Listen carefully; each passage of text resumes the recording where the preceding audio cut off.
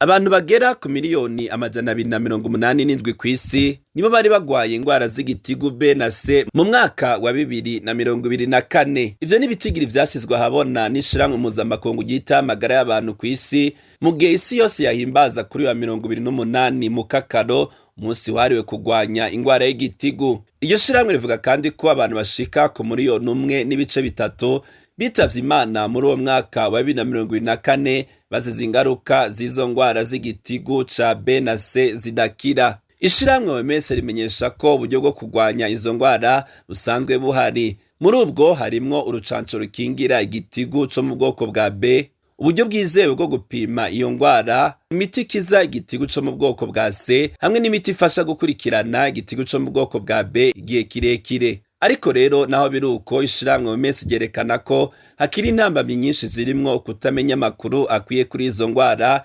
ikumirwa rikorerwa abazigwaye, ubushobozi buke mu gisata c'amagara y'abantu, hamwe no mu kutaronka uburyo bukwiye mu gushikira uburyo bwo kwivuza kw'isi. Mu Burundi, umugambi w'igihugu wo kurwanya sida werekana ko ubushobozi bwo gupima no kuvura ingwara z'igitigu bukiri ku rugero rwo hasi.